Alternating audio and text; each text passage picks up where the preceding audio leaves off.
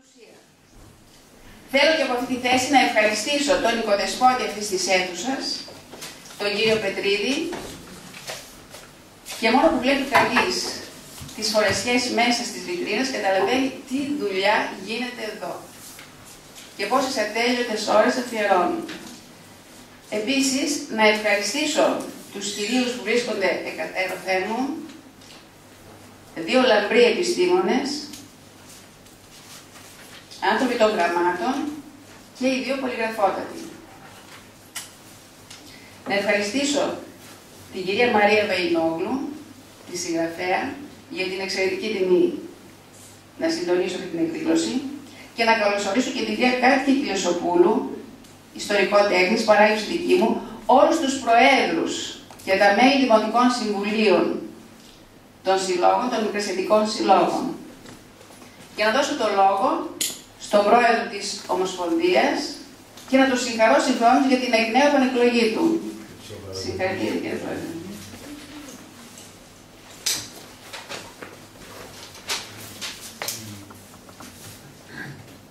Σας καλωσορίζω στην αίθουσα αυτή ως...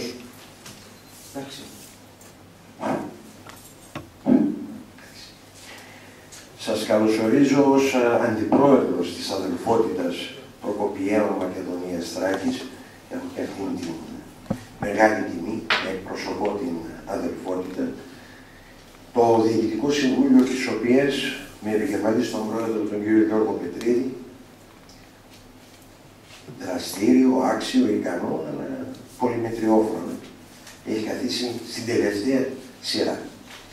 Λοιπόν, είναι πάντα δίπλα σε όποια εκδήλωση έχει να κάνει με το μικρασιατικό στοιχείο, με το προσφυγικό στοιχείο, με τις αλυσμόνητες πατρίδες και το κυριότερο απ' όλα βέβαια η αδελφότητα Προκοπιαίων Μακεδονίας Θράκης, ο Όσιος Ιωάννης ο Ρώσος, έχει παραχωρήσει τα γραφεία της στην αίθουσά της για τις ανάγκες της Ομοσπονδίας Προσφυγικών Σωματείων Ελλάδος. Τα γραφεία Βορείου Ελλάδος της Ομοσπονδίας είναι εδώ, στα γραφεία της αδελφότητας, η οποία Ομοσπονδία ούτως ή άλλως κάνει μια προσπάθεια να περιορίσει τα έξοδα. Αυτό το κάνει και στην έδρα της που είναι στην Αθήνα.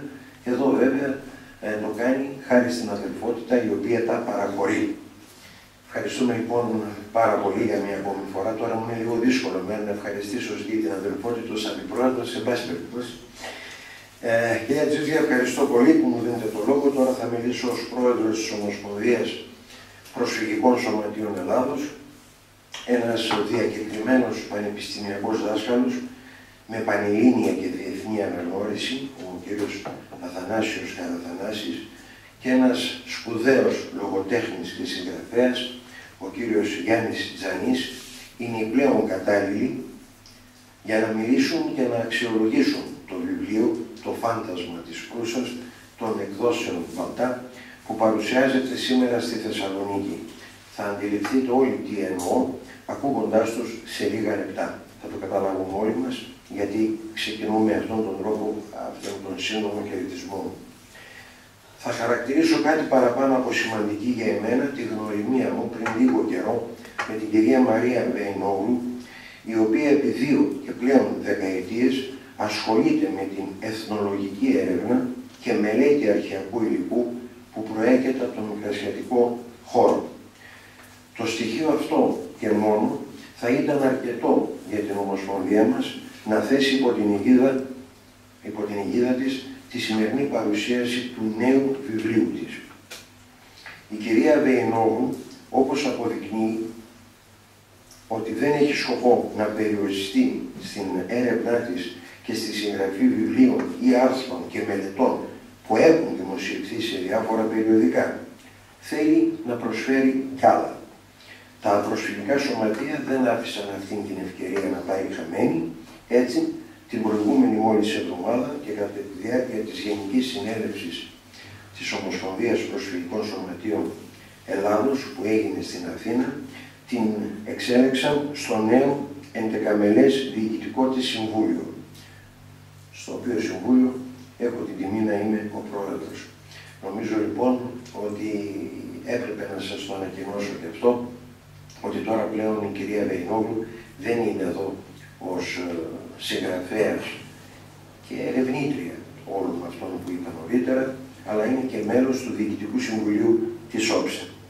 Θα σας αποκαλύψω μάλιστα ότι εν ώψη της ουσιαστικά πρώτης συνεδρίασης που θα γίνει αρχές Μαρτίου στην Αθήνα, η κυρία Βεϊνόγλου έχει ήδη αρχίσει να καταθέτει με το σύγχρονο πλέον τρόπο, με τα ηλεκτρονικά μηνύματα, απόψεις και προτάσεις σχετικά με τις δράσεις της ΟψΕ και αυτά θα αξιοποιηθούν. Την επιτυχία του νέου βιβλίου της τη θεωρώ δεδομένη, όχι επειδή η ευγένεια απαιτεί τις ευχές, αλλά επειδή το διάβασα και διαπίστωσα ότι η αφήγηση είναι τόσο ζωντανή, που συνέλαβα αρκετές φορές τον εαυτό μου, διαβάζοντας πάντα το βιβλίο, να ταξιδεύει στην Μικρασία του τότε, της εποχής της συνύπαρξης των Ρωμιών και των Τούρκων. Είπα όμως στην αρχή ότι στην αίθουσα αυτή υπάρχουν δύο καταξιωμένοι επιστήμονες, όπως τους αποκάλεσε και η κυρία Μητσιούτσια, οι οποίοι είναι κατάλληλοι να μιλήσουν για το φάντασμα της Προύσας. Ευχαριστώ πολύ. Να συγχαρούμε και από τη θέση τον εκδότη της εκδόσης Μπαλτά για το τόσο επιμελημένο πόνημά σας. Αλλά ποια είναι η κυρία Μαρία Βεϊνόγλου, για να δούμε. Κυρίες και κύριοι, η Μαρία Βεϊνόγλου είναι Θεσσαλονικιά. Σπούδασε πολιτικές επιστήμες και νομικά στη Θεσσαλονίκη, στην Αθήνα και στο Παρίσι. Εργάστηκε στην Αθήνα σε διάφορες υπηρεσίες του Υπουργείου Οικονομικών. Για περισσότερα από 20 χρόνια ασχολείται με την εθνολογική έρευνα και μελέτη, με αντικείμενο την ιστορική λογοτεχνία και το αρχαιακό υλικό που προέρχεται από τον εκκλησιαστικό χώρο. Έργα της που έχουν δημοσιευτεί είναι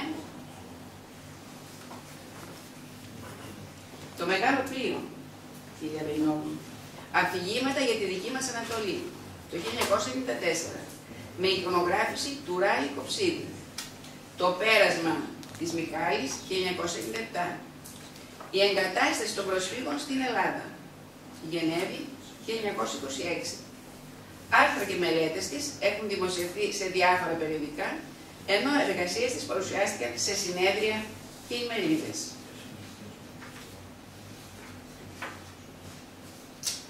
Το βιβλίο λοιπόν «Το φάντασμα της Προύσας», κυρίες και κύριοι, προσφέρει μια πολυφωνική θέαση, θα λέγαμε, στην ελληνοοθωμανική ιστορία, από την πλευρά της αφηγηματικής λογοτεχνίας. Πρωταγωνιστής στην αφήγηση είναι πάντα ο τόπος, ενώ οι άνθρωποι εμφανίζονται με την προσωπική τους ιστορία, με τις τέχνες, τη δουλειά, την καθημερινότητά τους και με την κοινωνική τους διάσταση σε ένα έντονο σκηνικό περιβάλλον. Πολύπτυχα παρουσιάζονται οι ήρωες και οι ιστορίες τους με γλώσσα εναργή και χαλαρή, συνοχή, για να ζωντανέψουν με πληρότητα και ακρίβεια την παρουσία του γένους μας, των θεσμών και των ονείρων του από τα χρόνια των Σελτζούκων ως την αρχή του 19ου αιώνα. Το έργο χωρίζεται σε 3 ενότητες. Για τη συγγραφή του έχουν μελετηθεί επισταμένως γραπτά και προφορικά αρχεία και πηγές, καθώς και ελληνική και ξένη βιβλιογραφία. Ο εκδεξιών μου κύριος, ο κύριος Αθανάσιος Καραθανάσης, γνωστός βεβαίως σε όλους. Κύριε Καραθανάση, διαβάσετε το βιογραφικό που μου δώσετε και όχι αυτό που ετοίμασα. Το οποίο είναι δικό σας βιβλίο. Δύο πράγματα διαβάσετε. Ο κύριος Αθανάσιος Καραθανάσης είναι ομότιμος καθηγητής του Αριστοτελείου Πανεπιστημίου Θεσσαλονίκης. Διετέλεσε καθηγητής της Ιστορίας στη Θεολογική Σχολή. Είναι διδάκτορ φιλολογίας και θεολογίας και υπήρξε υφηγητής της Φιλοσοφικής Σχολής του Πανεπιστημίου Αθηνών, στην οποία εδίδαξε μεσαιωνικά και νέα ελληνικά. Σπούδασε στο Πανεπιστήμιο της Πάδοβας και στη Σορμπόνη των Παρισίων και ασχολείται με θέματα ιστορικά και φιλολογικά του νέου ελληνισμού, της Μακεδονίας, της Θράκης, της Μικράς Ασίας. Επιμακρών διετέλεσε Γενικός Γραμματεύς και Αντιπρόεδρος της Εταιρείας Μακεδονικών Σπουδών. Δίδαξε στο Δημοκρίτιο Πανεπιστήμιο Θράκης, στο Πανεπιστήμιο Σαπιέντζα της Ρώμης και τιμήθηκε από το Οικουμενικό Πατριαρχείο και από το Πατριαρχείο της Αλεξανδρίας. Κύριε καθηγητά, έχετε το λόγο.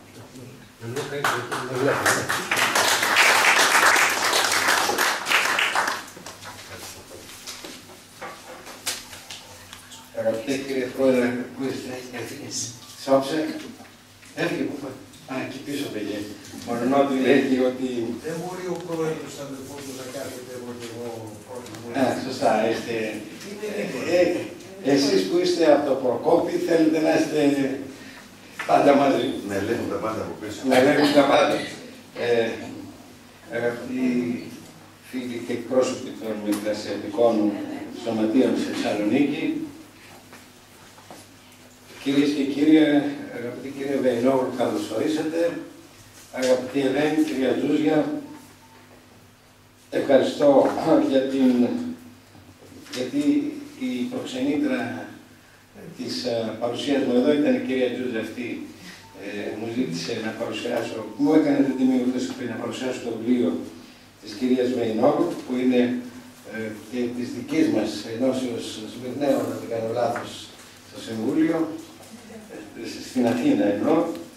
Την καλωσορίζουμε στην πόλη της, γιατί είναι, όπως είπε η κυρία Τζούζικα, Θεσσαλονικιά.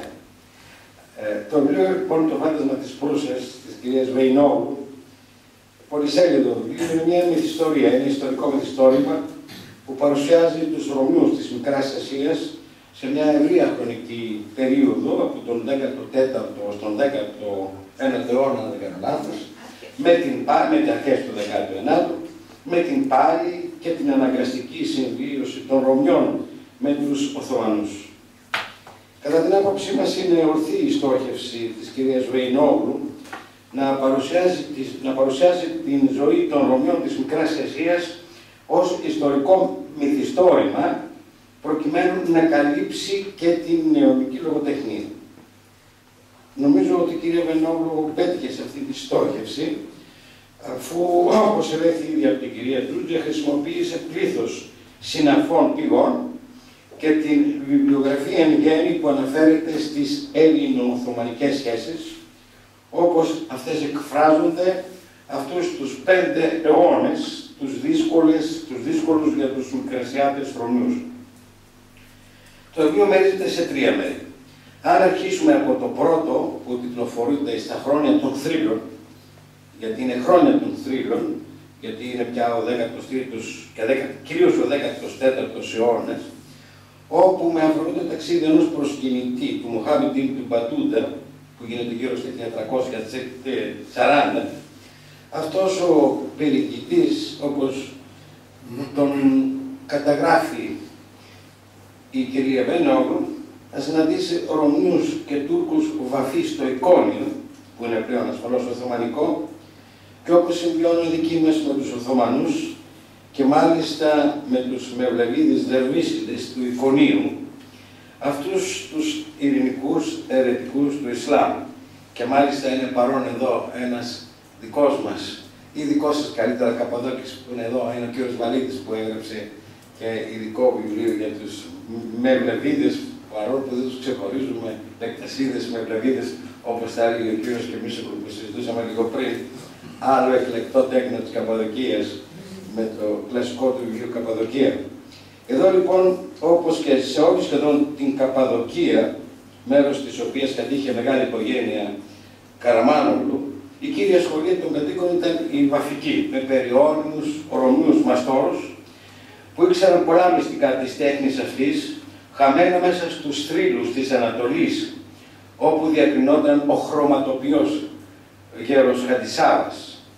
Και βεβαίως είναι εξέχουσες οι περιγραφές του δερβίσικου τεκέ της Κόνιας, με τα αρωματισμένα λάδια, τις μεθυστικές ευωδιές, τους δερβίσιδες χορευτές, αλλά και η απόμακρη μορφή του πατρός Ηλία, του κοντινού μοναστηριού του Άκ Μοναστήρι, δηλαδή της Μονής του Αγίου Χαρίτωνος, του Ομολογητού, κοντά σε μια όμορφη πολύχνη, τη Σύλλη, που αυτό το καιρό μάλιστα με φροντίδα και των Σιλαίων της Ελλάδας αλλά και του τουρκικού κράτους αναπαλαιώνεται και ο ναός.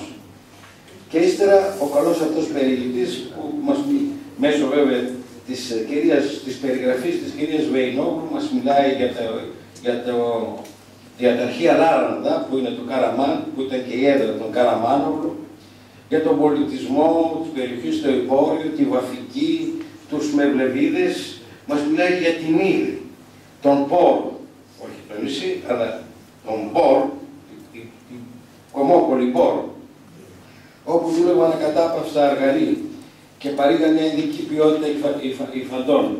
Μας μιλάει, αγαπητέ κύριε Πετρίδη και κύριε Πρόεδρε, κύριε Ωρέγγλογλου, για το Προκόπη το δικό σας, στη Κεσάρια.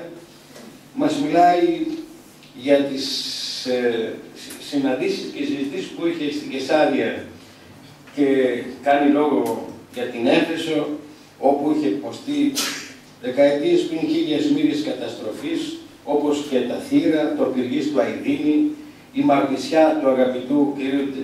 Γιάννη Τζανί, γιατί από εκεί κατάγεται. Γράφει επίσης για το Ερζορούμ, την όμορφη Αμάσια, από τις κατεμέτρητήν της ορότερης πόλης του Πόντου, το Γκιομούσχαρε, την Αργυρούπολη, τα Ευχάητα και όλα αυτά τα όμορφα του ελληνικού Πόντου. Στο δεύτερο κεφάλαιο, το κάστρο της Σαμάνδρη, με ιστορικό χρόνο του 1550, η κυρία Βεϊνόγλου αναπτύσσει την ιστορία των Καραμανλίδων, που μερικές δεκαετίες μετά την άλωση οι Οθωμανοί, όπως είναι γνωστόν στους περισσότερους τους ασχολούμενους με αυτά, οι Οθωμανοί μετέφεραν Καπαδόκηες στην Κωνσταντινούπολη ή ήρθαν μόνοι τους και εγκαταστάθηκαν στην όμορφη συνοικία Βλάκα και διακρίθηκαν στο εμπόριο και ύψωσαν εκεί τον ναό του Αγίου Κωνσταντίνου. Μας μιλάει λοιπόν για το εμπόριό τους, την πατροπαράδοτη τέχνη της Βαφικής, την αρχιεροχωρία. Αυτοί όμως κουβαλούσαν και τα έθιμα της Καπαδοκίας, όπως προκειμένου αυτοί που ήρθαν από το χωριό του Άι Κωνσταντίν, τον Άγιο Κωνσταντίνο, που είναι κοντά στη Κεσάρια. Αναδεικνύονται λοιπόν πρόσωπα γύρω από αυτούς τους ανθρώπους και γύρω από αυτές τις συντεχνίες. Μάλιστα, αυτοί ήταν και περιώνυμοι γιομουρτζίδες που φτιάχναν καρδίλια για το μαυσολείο του Χατζη Μπεκτάς. Κοντά στην Αραβισσό, όποιος έχει πάει στην Αραβισσό θα επισκέφθηκε και το, το ντεκέτο του Χατζη Μπεκτάς. Και βέβαια δίδεται η ευκαιρία στην κυρία Βεϊνόγλου να μιλήσει για τις κατακτήσεις των Οθωμανών στη Βυθινία, τους ανατολικούς θρύλους, για κάστρα, για υπότες, για μάχες των Βυζαντινών απέναντι σε Εμμύλιδες, σε Σελτζούκους, σε Τατάρους, για τη μάχη του Βαφέα, για παράδειγμα, που είναι μια περιοχή μεταξύ Πούσας και Νικομίδη, που συνήλθει τον Ιούλιο του 1301 μεταξύ Βυζαντινών και Οσμάνων. Μας μιλάει για την κατάκτηση της περιοχής από τους Οθωμανούς, για τα όμορφα άλογα, για τους θρύλους, ότι θεραπεύονταν στον τάφο του Αρτσέ Κοντζά, αυτός που ήταν από εκείνους που άνοιξαν τον δρόμο για την άρρωση της Κωνσταντινούπολης και προς τιμήν του έτσι που έδωσαν το όνομά του στο Σαντζάκι της Νικομίδιας. Σκέφτομαι, ίσως θα μας το πει η κυρία Βεϊνόγλου, μια ερώτηση δική μου είναι ασφαλώς, αν στο Γρυφόδος εκείνο κεφάλαιο η φιλανθρωπία και ο Ισμαήλ Κωνσταντής, αυτός ο υποτακτικός ενός Ρωμιού τεχνίτη ήταν κριτοχριστιανός, λέγω εγώ. Μερικοί τα διαβάζουμε και όπως θέλουμε. Μας μιλάει για τα νυχτέρια στα εργαστήρια των υφαντών στην Προύσα, όπου σκλάβες υφάντριες ακούνε ιστορίες από το αφεντικό τους των Σαλήν, ιστορίες βαλμένες μέσα από την Ανατολή με κέντρο την Προύσα, που όπως ξέρετε είναι μετά τη Μέγκα η δεύτερη πιο ιερή πόλη για τους μουσουλμάνους. Και κοντά στο μουσουλμάνο Σαλί, ο δικός μας Βαφέας, ο Κωνσταντίνος, όπου ανακατεύονται σε αυτά τα εργαστήρια και σε αυτές τις συζητήσεις ή τις συναλλαγές επιδέξει οι Ευρωπαίοι έμποροι, αλλά και δούλοι, για τα σκλαβοπάζαρα, για το ευεργετικό ποτάμι Αλασίρ, που είναι ο ολοφύλας ποταμός. Μας μιλάει για τον Όλυμπο, το πανέμορφο και καταπράσινο Όλυμπο της Βυθινίας, τον Ταούλ Μοναστήρι, που είναι η Μονή των Λαγών, που έγινε τέμενος, όπου ο Γαλής Ορχάν ενταφίεσε τον πατέρα του Σουλτάν Οσμάν. Μας μιλάει για τους γενιτσάρους, για το όμορφο Γεζίλ Τζαμί που δεσπόζει στην Προύσα. Στο βιβλίο διαβάζουμε επίσης για τα εσνάφια, τις συντεχνίες, αλλά και τους ανεξάρτητους τεχνίτες στα εργαστήρια της Βαφικής στην Προύσα. Την ανάπτυξη στη διοίκησή τους των γενιτσάρων. Το ίδιο συνέβαινε και εδώ στη Θεσσαλονίκη, με τα διάφορα εσνάφια των ημετέρων, όπου είχαν την προστασία των γενιτσάρων στη Θεσσαλονίκη. Μας μιλάει για την υπεροχή των ομοιών μαστόρων που κατάγονταν από το Ανδρονίκιο, το Εγγυρλίκ των Τούρκων στην Καπαδοκία, τον ανταγωνισμό τους με τα συνάφια της Τύρου, της Μαγνησιάς και του Αιδινιού. Μας μιλάει για τις υφάντρες των εργαλειών στον Πόρο, έτσι, και τις αντιδικίες τους, που φτάνουν μέχρι ακόμα και την υψηλή πύλη και την ανάμειξη σε αυτές τις υποθέσεις του Μητροπολίτου Εφέσου, που ενεργούσε υπέρ των ομφαντών του Αιδινίου, γιατί ήταν φυσικά κοντά. Διαβάζουμε ακόμα για τα μυστικά της Βαφικής και τα στάδια της, τις συζητήσεις μεταξύ τεχνικών και εμπόρων υφασμάτων κινημάτων για την αγορά τους, αλλά και τις προσπάθειες των εμπόρων να μάθουν τα μυστικά τους, φτάνοντας με διαφόρους τρόπους να τα πάρουν, προφανώς κλιματίζοντας τεχνίτες της Προύσας. Διαβάζουμε για τα εργαστήρια Βαφικής του Αιδίνου. Διαβάζουμε για τις συνελεύσεις των παραγωγών βελούδου, που είχαν το μεγαλύτερο εσνάβ στην Προύσα, που μερικοί από τους τεχνίτες για τις ανάγκες αγοράς παρήγαγαν και βελούδου κατώτερης ποιότητας, όπως ο μάστορας Κωνσταντίνοπλου, που γερασμένος πια θα έδινε γραπτά τα μυστικά της τέχνης του στους έμπιστους τεχνίτες του. Και ύστερα οι πρώτες δεκαετίες του 18ου αιώνα, 1703-1730, γνωστή ως εποχή της Πουλίπας, όπου η κυρία Βεϊνόγλου για μια ακόμη φορά περιγράφει και το βίο της Καπαδοκίας, εκεί προς το Προκόπου, για τους ληστές, για τα υπόσκαφα, που τα ξέρουμε όλοι και τα βλέπουμε. Τα είδαμε λίγο πριν τις φωτογραφίες που έχουν εδώ οι φίλοι του Σωματείου των Προκοπιαίων. Τα υπόσκαφα λοιπόν της Καπαδοκίας και του Προκοπίου, όπου προφυλάσσονταν κάτοικοι από τον περίφημο ληστή Κιουρπαλή, που τον ηρέμησε ο Μητροπολίτης Θεσσαρίας Ιερεμίας, ο κατοπινός Οικουμενικός Πατριάρχης. Διαβάζουμε ακόμη για τους, το είπα λίγο πριν βέβαια, αλλά στο επαναλάβω, για τους κατοίκους της Καπαδοκίας που έτρεχαν στις δύσκολες στιγμές στις υπόσκαφες σπηλιές τους, αποφεύγοντας τους γενιτσάρους και τον αρχηγό τους, που έτρεχαν και είναι ένα πάρα πολύ, θα έλεγα, δεν ξέρω αν πραγματικά αυτό είναι μια ευφυής παρέμβαση της κυρίας Βεϊνόγλου στην ιστορία της Καπαδοκίας, πώς σώζονταν αυτοί οι άνθρωποι, καθώς προκειμένου να προφυλαχθούν, ειδοποιούνταν από ένα άνθρωπό τους ντυμένο σαν άσπρο πουλί για τις κινήσεις των ληστών. Γράφει κόστος. Έχει περιγραφεί μέσα στα προφορικά αρχεία, είναι δεδομένο. Γι' αυτό σας ερωτώ για μερικά πράγματα. Ναι. Γράφει ακόμη και για το περίφημο Βεζίρι Ιμπραήμ που αναμόρφωσε την Καπαδοκία. Είναι αυτός που ίδρυσε τον Νεύσεχυρ, την Νεάπολη, συνοικίζοντας τα γύρω χωριά που υπέφεραν από τις συχνές ληστρικές επιδρομές. Και ύστερα ο λόγος πάλι για τον ληστή Κιουρπαλή που διαφέντευε την Νότια Καπαδοκία αλλά και την Κιλικία.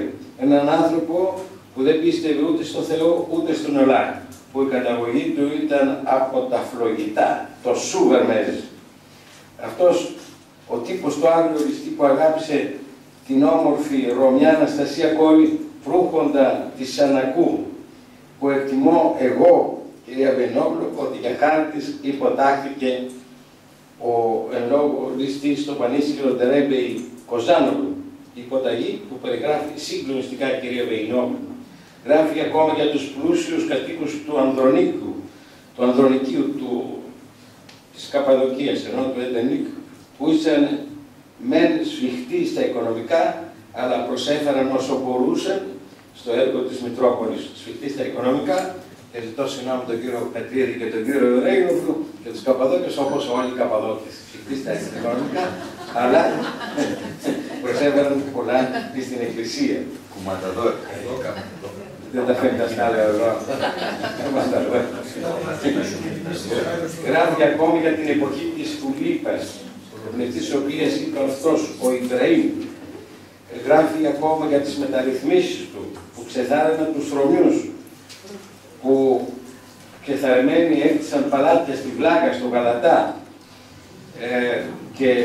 και που άνοιξαν τις αγορές προς τη Δύση για τις μεταρρυθμίσεις, στις οποίες βοήθησε και ο επίσκοπος Καισαρίας Νεόφυτος, και για τη σχέση του Ιμπραήμ με τον μεγάλο αυτού βεζίρι, με τον επίσκοπο Καισαρίας Νεόφυτο, για το καταπληκτικό, αγαπητέ Σιμεών, μοναστήρι του Γενάρτας, το γνωστό ως μοναστήρι των Αρχαγγέλων, των Δεξιαρχών, με τον παράξενο κύριο Μετεωρή Λίθο, για τον οποίο έγραψε ο καθηγητής κ. Μουτσιόπουλος και ο αείμνηστος φίλος Νικόλος Σοφιανός. Και ξαναγυρίζει πάλι στον επικισμό της Νεαπόλεως, του Νεύσεκη δηλαδή, όπου ξεκινούν οι Σουβερμεζιώτες, Σουβερμελίδες, έτσι για να επικίσουν μαζί με άλλους την Νεάπολη, τον Νεύσεκη, έχοντας επικεφαλής πια τον παλαιόλιστη Κουλπαλή, που η αγάπη του για την Αναστασία τον έκανε χριστιανό και προστάτη όλων των Ρωμιών επίκων. Και βέβαια για την τραγωδία εκείνων των Ρωμιών που αναγκαστικά ή δικούς τους λόγους έμειναν στα χωριά τους και εξασλαμίστηκαν. Γράφει επίσης για τον διαφωτισμό. Είναι το τρίτο μέρος, κυρία Βεϊνόγλου, και γράφει για τη Συνασσό τους Προκρήτους, το τοπίο της Συνασσού και της Καπαδοκίας. Το κίνημα του νεολικού διαφωτισμού που θα έφτανε και θα πάρει το σκληρό πνευματικό τοπίο της Καπαδοκίας και προκειμένου της Συνασσού. Και αναφέρει μια όλη, και αυτή είναι μια τρίτη ερώτηση μου, κυρία Βεϊνόγλου, όλος περίεργη πληροφορία του ιστορικού της Συνασσού Σεραφείμ Ρίζου, ότι επισκέφθηκε τη Συνασσό Ρήγας Βελεστινής. Φυσικά, είναι καταγραμμένο μέσα στις αφηγήσεις, μέσα στα βιβλία του Ρίζο. Ο Ρίζος το έχει καταγράψει ως πληροφορία προφορική των παλαιοντέρων του, αλλά βέβαια δεν κρίνεται. Ναι, είναι πάντως πολύ ενδιαφέρουσα αυτή, αν και προφορική. Ναι, είναι πάρα πολύ ωραίο μύθευμα. Ναι, πολύ ωραίο μύθευμα, ναι. Και το συζητούσα με έναν συμπατριώτη των συναισθητών, τον κύριο Βαλίδη. Ναι, και που είχαν παράπονο στο τέλος εκεί που συζητούν στα καπηλιά της Κωνσταντινούπολης οι συνασίτες, έμποροι, γιατί δεν συμπεριέλαβε τη Συνασσό στη μεγάλη χάρτα, τη γνωστή μεγάλη χάρτα ο Ρήγας Βελεστινής. Και βέβαια με αφορμή, και μια που είμαστε στον ελληνικό διαφωτισμό, γράφει η κυρία Βεϊνόγλου τις ιδέες που έρχονται από τη σοφή Ευρώπη, αλλά και από τους δικούς μας διαφωτιστές και που συζητούνται στα εργαστήρια και στα καπηλιά σε εκείνη την κρίσιμη περίοδο 20ετία πριν από την έκρηξη της Ελληνικής Επαναστάσεως. Μας δίνει την εικόνα των Καπαδοκών εμπόρων με τις ανησυχίες τους για τα γεγονότα της εποχής. Γιατί είμαστε, είπα, γύρω στα 20 χρόνια πριν από την Ελληνική Επανάσταση και είναι οι συγκρότησεις συμμαχίες, είναι το γενναίο κίνημα των πολυβάδων στο Άγιο Όρος, είναι οι διεθνείς συνθήκες που αλλάζουν τη μορφή της Ευρώπης με τους Ναπολεοντίους πολέμους, που έχουν και το αντίκτυπό τους, αν θέλετε, και στην Μικρά Ασία και στην Μητροπολιτική Ελλάδα. Μας μιλάει για τις σχέσεις των Καπαδοκών εμπόρων του Κωνσταντινούπολεως με τους Σιώτες, για την αγορά στο Γαλατά. Μας δίνει μια καταπληκτική εικόνα για τους Ρωμιούς Ανατολίτες, πώς έστειναν δουλειές, πώς συζητούσαν με τους άλλους τουρκόφωνους Καπαδόκιας, αλλά και με τους ελληνόφωνους συνασίτες, που επαναλαμβάνω να ζητούσαν απογοητευμένοι τη Συνασσό στη χάρτα του Ρήγα. Και βέβαια ξαφνικά έχουμε και την εμφάνιση του καπετάνη Γιάννη Βαρβάκη, του γνωστού μεγαλέμπορου και εθνικού ευεργέτη, που τους μιλεί για τον ερχόμενο μεγάλο ξεσηκωμό, αλλά υπό την πρόθεση ότι προηγουμένως θα υπάρξει πνευματική αναγέννηση. Και ύστερα μας μεταφέρει, κύριε Βενινόγλου, στη Μικρά Ασία, τη δική μας, κοντύτερα δηλαδή, στα δυτικά μικρασιατικά παράλια, στη Μενεμένη, τη Σμύρνη, σε εκείνη τη χειμωνιά του 1812, όπου Ρωμοί και Τούρκοι συνοστίζονται σε ένα χάνι, περιμένοντας την αλλαγή του καιρού, και όπου κεντρικό πρόσωπο σε αυτή τη συντροφιά είναι ο μοναχός Παΐσιος, από τη μονή των Φλαβιανών, του Ζεζίντερε, που είχε βγει για ζητία εκείνη τη χρονιά και που μάλιστα παρεμβάλλεται και ένα επεισόδιο με συνάντηση των δικών μας με Φραγκολεβαντίνους, οικογένεια Καποράλ, που βέβαια οι Φραγκολεβαντίνοι της Μύρνης, οι Καρασές και ιδίως της Μύρνης, δεν είχαν τα καλύτερα αισθήματα για μας. Και μέσα σε αυτή τη διάσταση της διηγήσεως, αν θέλετε, το τρίτο μέρος του βιβλίου για το διαφωτισμό, κάνει λόγο, κυρία Βενινόγλου, για την περιώνυμη Ακαδημία των Κιδωνιών στο Ιβαλί, με σοφούς δασκάλους, που φέρνουν ένα καινούριο πνεύμα, ένα καινούριο ρεύμα, μια ανανέωση στη διδασκαλία, με σοφούς δασκάλους όπως ο Βενιαμίνο Λέσβιος, που συγκρούονται με τον αντιευρωπαϊστή Άγιο Αθανάσιο Παύλιο, που εκείνη την εποχή διεύθυνε την σχολή της Χίου. Και βέβαια την ανησυχία, αν θέλετε, και τον προβληματισμό των δασκάλων της Ακαδημίας των Κιδωνιών, όταν τους επισκέφτεται στο Ιβαλί, ο πατήρ Παΐσιος του Ζεζίντερε, φοβούνταν μήπως ήρθε για να εξαρμένος από τα πατριαρχία, που στα πατριαρχία εκείνη την εποχή υπήρχε τόσο προβληματισμός και ένα πνεύμα συντηρητισμού, για να υπονομεύσει τη δασκαλία τους, ή μήπως ερχόταν για να μελετήσει το εκπαιδευτικό πρόγραμμα της Ακαδημίας που θα το εφήρμοζε στη σχολή του Ζεζίντερε, που τόσα πολλά έδωκε στην Μικρά Ασία και κυρίως στην Καπαδοκία. Ξεχωρίζουν λοιπόν τα κεφάλαια εδώ, όπως τουλάχιστον εγώ τα προσέλαβα, όπως ήταν το κεφάλαιο για το σοφό Βενιαμίν το Λέσβιο, για την πλούσια βιβλιοθήκη στην Ακαδημία των Κιδωνιών, και που επανέρχεται πάλι στον πατέρα Παΐσιο, που έδωσε μια γενναία όθηση στην δασκαλία της ελληνικής γλώσσης, που ανέκοψε την από αιώνων τουρκοφωνία των Καπαδοκών. Και βέβαια δεν αφήνει έξω αυτή την κυρία Βενινόγλου προς το τέλος του βιβλίου της, για να γράψει για την περίφημη αυτή, επαναλαμβάνω, σχολή των Φλαβιανών στα Ζεζίντερ, που σήμερα δυστυχώς όποιος την επισκεφθεί, ένα τεράστιο κτίριο, που είναι κέντρο πότε ήταν φυλακισμένων Σύμων και πότε εκπαιδεύσεως ειδικών δυνάμεων των Τούρκων, αν δεν κάνω λάθος, που ήταν μέχρι το 1922, ίσως μέχρι το 1917, γιατί από το 17-18 άρχισαν τα προβλήματα για τους Καπαδόκες και ιδίως για τη σχολή του Ζεζίντερε, λόγω και του Πρώτου Μεγάλου Πολέμου και λόγω του Ελληνικού Πολέμου στην Μικρά Ασία.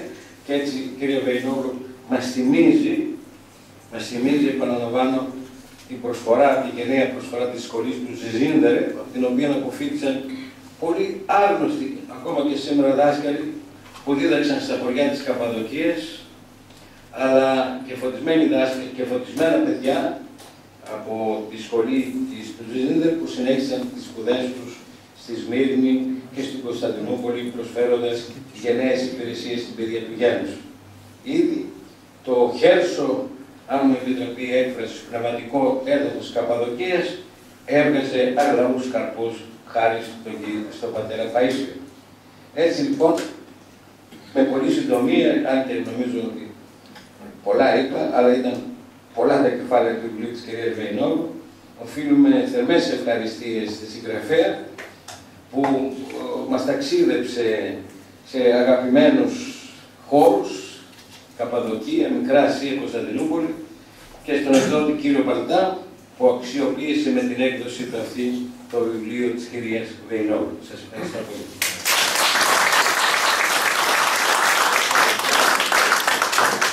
Ευχαριστούμε τον κύριο Καραθανάση. Όπως ακούσατε κυρίες και κύριοι, είναι ένα μαγευτικό πραγματικά ταξίδι, το οποίο αξίζει τον κόπο να το δοκιμάσετε διαβάζοντας το βιβλίο της κυρίας Βεϊνόγλου. Άλλωστε και η τιμή, η κυρία Βεϊνόγλου, είναι πολύ λογική. Η τιμή του βιβλίου είναι πολύ λογική για τα σημερινά δεδομένα. Και αξίζει τον κόπο να κοσμεί τη βιβλιοθήκη μας. Ο επόμενος παρουσιαστής, ο κύριος Γιάννης Τζανής. Γνωστόρατος πνευματικός άνθρωπος της πόλης μας και καθηγητής του γιού μου του Γρηγόρη, κύριε Τζανή. Αν το θυμάστε. Βεβαίως. Τη Μαλακοπή. Ναι, στο γυμνάσιο της Μαλακοπής. Ο κύριος Γιάννης Τζανής γεννήθηκε το 1943 στη Γερακαρού Θεσσαλονίκης από γονείς αγρότες, πρόσφυγες, μικρασιάτες. Από το 1952 ζει στη Θεσσαλονίκη. Είναι έγαμος με τη φιλόλογο Μαρία Αγοραστού και έχουν 2 παιδιά. Την Παναγιώτα και τον Γιώργο. Και μία εγγονούλα, τη Μαρία. Να σας ζήσει. Καινούργια, φρέσκια. Ευχαριστώ. Σπούδασε φιλολογία και είναι διδάκτορας της Φιλοσοφικής Σχολής του Αριστοτελείου Πανεπιστημίου Θεσσαλονίκης.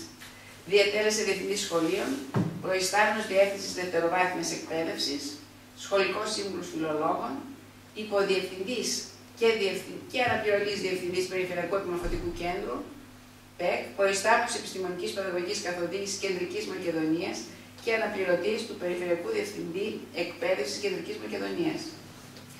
Δίδαξε στη Φιλοσοφική Σχολή του Αριστοτελείου Πανεπιστημίου και Πανεπιστημίου Μακεδονίας. Διετέλεσε μέλος Επιτροπής Κρίσης Διδακτικών Βιβλίων της Δευτεροβάθμιας Εκπαίδευσης, του Συμβουλίου Επιλογής Σχολικών Συμβούλων του Υπουργείου Παιδείας και της Επιτροπής Οργανωθεσιών της Περιφέρειας Κεντρικής Μακεδονίας. Εάν τα διαβάσουμε όλα αυτά που έχω πει μέσα στο ίντερνετ, κυρίες και κύριοι, είναι εκπληκτικά. Αλλά αξίζει τον κόπο. Μερικά αποσπάσματα παίρνω, κύριε Τζανή, που αξίζει τον κόπο να ακουστούν. Έχετε κάνει πάρα πολλά στη ζωή σας και έχετε τιμηθεί, όπως και ο κύριος Καραθανάσης το ίδιο. Και είναι τιμή μας που είστε εδώ απόψε. Κυρία Βεϊνόγλου, εξαιρετική τιμή. Είναι μέλος της Επιτροπής Κρατικών Βραβείων Λογοτεχνίας του Υπουργείου Πολιτισμού και Αθλητισμού για τα έτη 2012-2013, πρόεδρος του Συλλόγου Αποφύτων Φιλοσοφικής Σχολής Αριστοτελείου Πανεπιστημίου ο Φιλόλογος και υπεύθυνος του επιστημονικού περιοδικού Φιλόλογος, που εκδίδει ο Σύλλογος.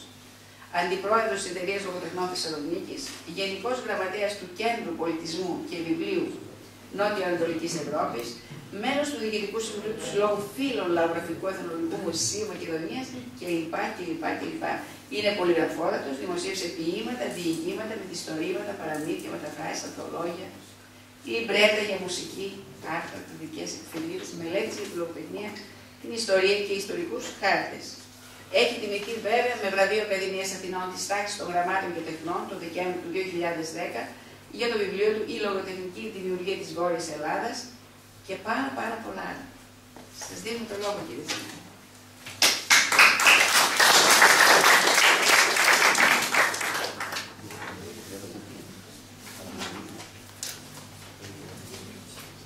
Κύριοι Πρόεδροι, αγαπητοί φίλοι,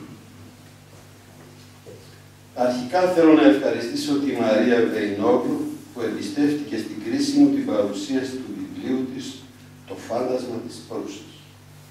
Την κυρία Βεϊνόγλου τη γνώρισα πολύ πρόσφατα και με πρόταση της Κάτιας Κιλεσοπούλου, μέλους του Διοικητικού Συμβουλίου του Συλλόγου Αποφύτων Φιλοσοφικής Σχολής Πανεπιστημίου Θεσσαλονίκης, Φιλόλογος, την προσκαλέσαμε να παρουσιάσει πτυχές από το συγγραφικό της έργο στη στέγη του Φιλολόγου, Γκρούφα 12, κοντά στο παλιό Αρχαιολογικό Μουσείο Θεσσαλονίκης, την 5η 20 Μαρτίου και ώρα 8 και 4 και σας προσκαλούμε να μας τιμήσετε. Εκεί θα παρουσιάσει συνολικά το έργο. 20 Μαρτίου είπατε... 20 Μαρτίου, 5η, 8 και 4. Βρήκα να αναφέρεται μέσα η Μαγνησία του Συμπίλου Όρους, πατρίδα των γονιών, που γεννήθηκαν στο Καραγασλή, ένα ελληνικό χωριό πολύ κοντά της. η μαγνησία της Νιώδης, η μανισά της γιαγιάς μου, που μεγάλωσα με τις ιστορίες της για την πατρίδα και κληρονόμησα από αυτήν τη μυθοπλαστική τέχνη και την αφηγηματική τάση. Ευγνωμονώ τη Μαρία Βεϊνόγλου που μεταξίδευσε στην παλιά πατρίδα και γέμισε με τις εικόνες του βιβλίου της και τις αφηγήσεις της καθημερινής πραγματικότητας που την αναβιώνει, τη μνήμη μου με τη ζωντανή παρουσία της αγαπημένης γιαγιάς μου Σταματίας σε ένα κλίμα παρατεταμένης συγκίνησης. Συνηθίζω στις βιβλιοπαρουσιάσεις να ξεκινώ πάντοτε με λίγα λόγια για τους συγγραφείς. Εδώ πρόκειται για την κυρία Βεϊνόγλου. Αυτή είναι στην πραγματικότητα που παρουσιάζεται. Αυτή έβαλε το κόπο και τη συναισθηματική φόρτιση. Αυτή κατέθεσε στο χαρτί και στη συνέχεια στο τυπογραφείο ένα κομμάτι από την ψυχή της και μας το προσφέρει. Της αξίζει λοιπόν η τιμή και μόνο γιατί έγραψε βιβλίο για αυτούς που χάραξαν βαθιές χαρακές με αίμα και με γέλιο στο χώμα των πατρίδων. Γιατί έδωσε βήμα για να μιλήσουν και να αφηγηθούν στους απλούς και σοφούς άγνωστους ήρωες της ζωής και της πραγματικής ιστορίας. Ήρωες που, όπως γράφει η Μαρία Βεϊνόγλου στον πρόλογό της, ανοίγω εισαγωγικά, αναδύθηκαν αυτόνομα μέσα από τον τόπο, ολοκληρωμένα ως προσωπικότητες, για να ενσταλλάξουν στη συνείδηση της γράφουσας το δικό τους δυνατό ή επίμονο σήμα. Κλείνουν τα εισαγωγικά. Οι πιο πολλοί από τους απογόνους αυτών των ηρώων του βιβλίου ξεριζώθηκαν βάναυσα, ρημάχτηκαν και πετάχτηκαν κυριολεκτικά πάνω σε κάποια βράχια. Αλλά εκείνοι ρίζωσαν ξανά και άνθησαν το χαμόγελο και κάρπισαν την ελπίδα και την πρόοδο, κρατώντας ζεστή την ανάμνηση και την νοσταλγία της παλιάς πατρίδας. Σε εποχές κρίσης, σαν τη σημερινή, είναι απαραίτητο να αντλούμε κι εμείς από το δικό τους κουράγιο φως και χαμόγελο. Δειλό στην αρχή και στη συνέχεια πλατή και ανοιχτόχρωμο. Η Μαρία Βεϊνόγλου γεννήθηκε στη Θεσσαλονίκη. Είναι αδύνατο να μην υπάρχουν κάποιες επικαλύψεις, γιατί γράψαμε ο καθένας το δικό του κείμενο. Είναι κομμάτι της δικής μας ψυχής, από τους Μικρασιάτες, που μετέφεραν από τις αλυσμόνητες πατρίδες το δημιουργικό πνεύμα, το πείσμα για την πρόοδο, την παράδοση της συνεργασίας και της αλληλεγγύης, την κοινωνική ευαισθησία τους. Σπούδασε πολιτικές επιστήμες και στη Θεσσαλονίκη και στη συνέχεια στην Αθήνα και στο Παρίσι. Εργάστηκε στο Υπουργείο Οικονομικών στην Αθήνα, όπου και ζει τώρα. Παράλληλα με την εργασία της για περισσότερα από 20 χρόνια ασχολείται με τη λογοτεχνία, την εθνολογική και ιστορική έρευνα και τη μελέτη του αρχαιακού υλικού που προέρχεται από τον μικρασιατικό χώρο. Άξιος ο μισθός. Αθόρυβη εργάτρια. Τα λογοτεχνικά της έργα, κυρίως ιστορικά αφηγήματα, στηρίζονται στις μελέτες της ή είναι και καρπός αυτών των μελετών. Δημοσίευσε επίσης άρθρα και μελέτες της σε επιστημονικά περιοδικά και έκανε εισηγήσεις σε συνέδρια και ημερίδες. Ακούστηκαν τα βιβλία της και δεν θα τα επαναλάβω. Το βιβλίο «Το φάντασμα της Προύσας» που παρουσιάζουμε τώρα είναι ένα εκτενές ιστορικό αφήγημα που στηρίζεται στη μελέτη μιας πλατιάς βιβλιογραφίας 7 ολόκληρων σελίδων, όπως μας παραθέτει στο τέλος του συγγραφέας. Η άντληση του υλικού με γεγονότα, τοπονύμια, ονόματα προσώπων γίνεται για να αποτελέσουν τον καμβά τον οποίο θα συμπληρώσουν η μυθοπλασία, τα επεισόδια, οι διάλογοι, οι σκηνές καθημερινότητας, το πλάσιμο των προσώπων που προσφέρει η γόνιμη φαντασία της Μαρίας Βεϊνόγλου, η οποία είναι πειθαρχημένη στην προσπάθεια αναβίωσης μιας εποχής και μιας ζωντανής κοινωνίας. Καταφέρνει πράγματι να ξεφύγει από την ξερή ιστορική διαπραγμάτευση και να μας δώσει ένα ζωντανό, ζεστό, ενδιαφέρον και καλογραμμένο λογοτεχνικό κείμενο που σε απορροφά, σε συγκινεί και σε προβληματίζει. Ας δούμε το βιβλίο κάπως αναλυτικότερα. Πρώτον, εκδοτικά χαρακτηριστικά. Πρόκειται για ένα καλέσθητο, καλοτυπωμένο και επιμελημένο βιβλίο 488 σελίδων μεσαίου σχήματος των εκδόσεων Μπαλτά, ενταγμένο στη σειρά εξανατολών, που είναι αφιερωμένη στον ελληνισμό της πικρασίας. Το εξώφυλλο, δείτε τον, με ένα διακριτικά κόκκινο φόντο και αχνά λουλουδάκια σχηματικά και τοποθετημένα στη σειρά, θυμίζουν ανατολίτικο χαλί ή κεντητό μιας άλλης εποχής. Συμμετρικά τοποθετημένο ένα όρθιο ελλειψοειδές κενό. Το βλέπετε? Σαφώς που βγαίνει από μέσα το βιβλίο. Με το όνομα της συγγραφέως, τον τίτλο του βιβλίου και ένα ανθάκι σχηματικό συμπληρώνουν τη λιτή αισθητική γραμμή της εμφάνισης. Ένα φωτεινό κενό που μας πηγαίνει στο φως εξανατολών. Ταιριαστό πράγματι εξώφυλλο για το βιβλίο. Στο πιστόφυλλο υπάρχει ένα μικρό αλλά πολύ κατατοπιστικό κείμενο για το περιεχόμενο του βιβλίου και τις προθέσεις της συγγραφέας. Να συγχαρούμε τον εκδότη κ. Μπαλτά για την καλέσθητη έκδοση και για την πολύ σημαντική σειρά εξανατολών. Δεύτερο, διάρθρωση του βιβλίου. Περιεχόμενο. Η διάρθρωση του βιβλίου περιλαμβάνει μια μικρή εισαγωγή αντίπρολόγου της Μαρίας Βεϊνόγλου, όπου μας λέει τις προθέσεις της και πώς δούλεψε. Τρία μέρη του αφηγηματικού κειμένου. Πρώτο μέρος, τα χρόνια των θρύλων με γεγονότα από τα χρόνια των Σελτζούκων 1340, όλα είναι μετά Χριστόν να μην τα λέμε, μέχρι τα τέλη περίπου του 17ου αιώνα, 1680. Δεύτερο μέρος, λαλέντευροι, οι τουλίπτες αντίζουν την Άνοιξη, με γεγονότα που ανάγονται στον ιστορικό χρόνο των αρχών του 18ου αιώνα, 1703 με 1730.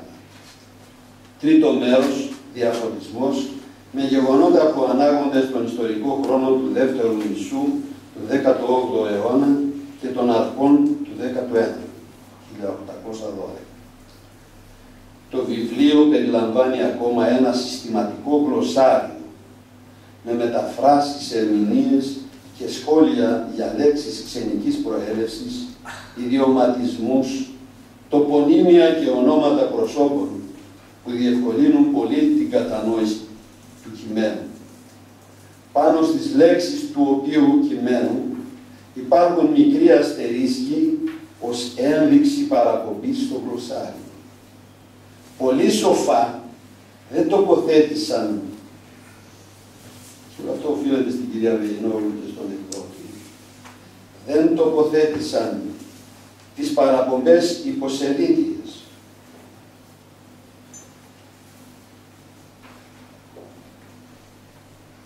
Για να μην διακόπτεται η ροή της ανάγνωσης και να μην φαίνεται το έργο ως επιστημονικό σύγγραμμα, αφού είναι λογοτεχνικό. Όποιος έχει αδυναμία κατανόησης, κάποιες λέξεις μπορεί να τις καταλαβαίνει πολύ καλά, μπορεί να καταφεύγει στο γλωσσάριο. Είναι 44 σελίδες, είναι πλήρες με πολύ ωραία σχόλια. Είναι μια δουλειά επιστημονική και η συγκρότηση αυτού του γλωσσαρίου. Στο τέλος του βιβλίου υπάρχουν 3 πίνακες βιβλιογραφίας ξεχωριστές αναμέρος του αφηγηματικού κειμένου. 7 σελίδες συνολικά, που δείχνουν την επίπονη έρευνα, δίνουν υλικό για όσους θέλουν να ερευνήσουν και επιπλέον κατοχυρώνουν την αξιοπιστία των βασικών δεδομένων του βιβλίου. Λογοτεχνικό, αλλά όχι αυθαίρετο. Περιεχόμενο. Το έργο δεν είναι ένα τυπικό ιστορικό μυθιστόρημα με συγκεκριμένο κεντρικό μύθο, με πρόσωπα ή οικογένειες όπου εξιστορείται η πορεία τους στον χρόνο, όπως συνήθως είναι τα μυθιστόρημα. Η ίδια η συγγραφέας το ονομάζει στο πρόλογο της ιστορία. Ξέρει καλά τα λογοτεχνικά πράγματα η κυρία Βεϊνόγλου. Είναι πράγματι μια αφήγηση ιστορικών και εθνολογικών δεδομένων με λογοτεχνικό τρόπο. Ένα λογοτεχνικό είδος με ιδιαιτερότητα και πολύ ενδιαφέρον. Πρωταγωνιστές στο μεγάλο αυτό αφηγηματικό κείμενο είναι, όπως η ίδια ομολογεί, οι τόποι, οι θεσμοί και οι άνθρωποι που είναι δεμένοι μαζί τους. Ανοίγω εισαγωγικά. Αποτελούν παραρτήματά τους, κλείνουν τα εισαγωγικά, όπως αυτολεξή σημειώνει.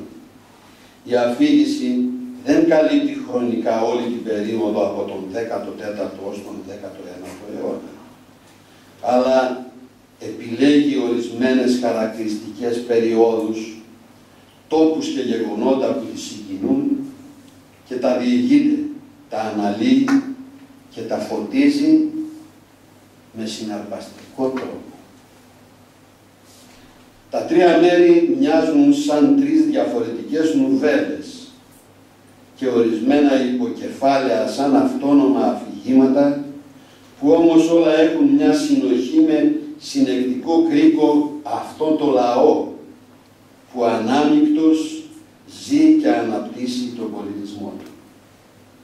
Το περιεχόμενο του βιβλίου παρουσιάζει γεγονότα της ζωής και της ζωντανής καθημερινότητας των κατοίκων της κεντρικής κυρίως Μικράς Ασίας, χριστιανών και μουσουλμάνων, με την κοινωνική τους οργάνωση, την παραγωγή, το εμπόριο, την οργάνωση σε εσνάφια, συντεχνίες, τις ιδιαιτερότητες, τα δικαιώματα και τη λειτουργία τους, τις καθημερινές ανάγκες των ανθρώπων, τις αρχές, τους θεσμούς, τις ανθρώπινες σχέσεις, την επικοινωνία τους, τις χαρές και τις στεναχώριες τους, τον αγώνα για την επιβίωση και τη βελτίωση της ζωής τους. Γενικά, για τη λειτουργία μιας αρκετά πολύπλοκης κοινωνίας σε μια πολύ μακρά περίοδο, 14ο-19ο αιώνα. Την αναβιώνει με άριστο τρόπο. Η Μαρία Βεϊνόγλου δίνει θαυμάσια το κλίμα, τις ιδιαιτερότητες της εποχής, των κοινωνικών ομάδων και σκιαγραφεί με τον καλύτερο τρόπο τις σχέσεις των προσώπων και των ομάδων με λογοτεχνικότητα, επεισόδια, διαλόγους, περιγραφές, αφηγήσεις, ορολογία και ιδιωματισμούς της εποχής. Με ιδιαίτερη διεισδυτικότητα μπαίνει στην ψυχολογία των προσώπων και σκιαγραφεί τα συναισθήματα, τις μύχιες σκέψεις και επιδιώξεις τους, την νοοτροπία τους, το πολιτιστικό επίπεδο και την κοινωνική ή προσωπική τους ευαισθησία. Ο προσανατολισμός του βιβλίου είναι περισσότερο κοινωνιολογικός πολιτιστικός παρά καθαρά ιστορικός, παρά τις πολλές ιστορικές πληροφορίες που δίνει. Ο στόχος της δεν είναι η ιστορία, είναι η κοινωνία, είναι μέσα οι άνθρωποι. Είναι είναι από τα Μικρά Ασία, το οποίο βλέπει αρκετά συστηματικά και αντικειμενικά, θα έλεγα, χριστιανούς και μουσουλμάνους μέσα σε μεικτές κοινωνίες και θεσμούς και μας δίνει ανάγλυφα και την άλλη πλευρά. Αυτό, κατά τη γνώμη μου, είναι μια πολύ σημαντική συμβολή του βιβλίου. Θα διαβάσω έτσι ως δείγμα ένα μικρό απόσπασμα του βιβλίου.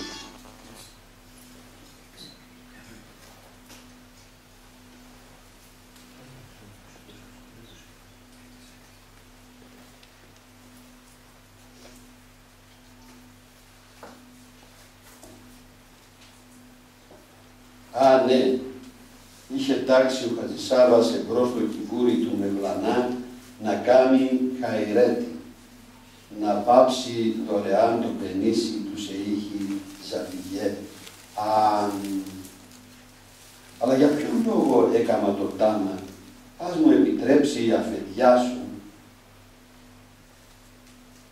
μου Μπασίρι Αφέντη, να μην το αποκαλύψω, σαν πιστός που ακόμα περιμένει από τη Θεία Αρχή την αμοιβή του, πρόσθεσε με πονηρία ο Χατζησάβας. Ένας βαφέας, ο καλύτερος βαφέας της Κόρτας. Έτσι λοιπόν το χθεσινό βράδυ διέσχισε την απόσταση που χωρίζει την πόρτα του μέχρι την πέτρινη ράμπα που οδηγεί στον κήπο του Ζαβιγέ. Και εκεί πια θυμήθηκε το δόγμα του. Πώς βρίσκομαι εδώ? Πήρε ευνίδια να αναρωτιέται για ό,τι τον παρακίνησε. Κι ίσως θα είχε επιστρέψει μετανιωμένος να ξαπλώσει σαν κάθε βράδυ στο γιατάκι του. Όμως ο καπουλίδερ Βύσης του μοναστηριού εμφανίστηκε με τα χέρια σταυρωμένα στο στήθος και τον κάλεσε να πάει μέσα. Ήταν αργά πια να αρνηθεί. Παίρνα, άνθρωπε, όποιο κι αν είναι το δόγμα σου. Κοντά μας, μόνο κοντά στο Θεό κινδυνεύεις να βρεθείς. Μήπως αυτό είναι κακό? Βλέπετε την επικοινωνία που έχω. Αρκεί να σας πω πως κάποτε αρχικά θεωρούσαν τον μωαμεθανισμό σαν μια αίρεση χριστιανική. Η αφήγηση αρχίζει από το Εικόνιο, Κόνια, στα μέσα του 14ου αιώνα, 1340. Στο δεύτερο μέρος περνάει στην Προύσα του 17ου αιώνα, 1680, και στο τρίτο μέρος, στη Συνασσό της κεντρικής Μικράς Ασίας, στην Κωνσταντινούπολη και στο Γαλατά, στις Κιδωνιές, Αϊβαδί, στη Σμύρνη, και σε όλο το βιβλίο ανακατεύει πολλές άλλες πόλεις, το Καραμάν, την Κεσάρια, Προκόπη, τον Πόντο και δεκάδες άλλα τοπονύμια σε ένα πολύχρωμο μοσαϊκό με ανθρώπους, χρώματα και βαφές, βαξέδες και μποστάνια, τουλίπες και πολύχρωμα λουλούδια, λατρείες, προσευχές και εκδηλώσεις, μύθους και φοβέρες για παιδιά, ιστοριούλες και επεισόδια, άρχοντες, διοικητικούς παράγοντες, ιερωμένους, μοναχούς και από τις δύο θρησκείες, ακαδημίες, γυμνάσια, σχολαρχεία, φωτισμένους δασκάλους του γένους, απλούς ανθρώπους της καθημερινής βιοπάλης και της ζεστής καρδιάς. Ένα μεγάλο μοσαϊκό είναι το βιβλίο που η Μαρία Βεϊνόγλου μια το δείχνει από ψηλά, μια κατεβαίνει και φωτίζει επιλεκτικά με λεπτομέρειες ό,τι πραγματικά είναι ωραίο, ό,τι συγκινεί, ό,τι κρύβει αλήθειες και αξίζει. Ιδιαίτερο ενδιαφέρον παρουσιάζουν οι σχέσεις των χριστιανών και των χριστιανικών και μουσουλμανικών μοναστηριών.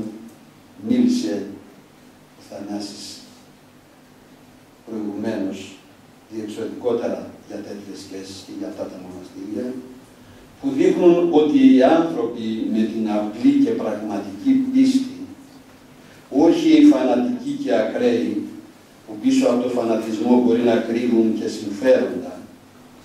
Οι απλοί και άδολοι κάθε πίστης βρίσκουν τρόπο να συνεννοούνται, να αναπτύσσουν φιλίες και προσωπικές σχέσεις με σεβασμό ο καθένας στα πιστεύω του άλλου. Μεγάλο ενδιαφέρον παρουσιάζουν επίσης οι προσεκτικές προσεγγίσεις και αναλύσεις των θεσμών και των κοινωνικών σχέσεων και εκδηλώσεων. Ένα πολύ σημαντικό θέμα είναι η οργάνωση και λειτουργία της παραγωγής και της αγοράς με τα κλειστά εσνάφια που αποτελούσαν συνέχεια του πανάρχαιου θεσμού των συλλεκτιών, για τη λειτουργία των οποίων έχουμε νομικές διατάξεις στο Βυζαντινό Δίκαιο. Επίσης, πολύ μεγάλο ενδιαφέρον παρουσιάζει το τρίτο μέρος που αναφέρεται στο διαφωτισμό. Ένα πνευματικό κίνημα με φωτισμένους δασκάλους και ανθρώπους του πνεύματος. Μια διαδικασία αφύπνισης και προόδου.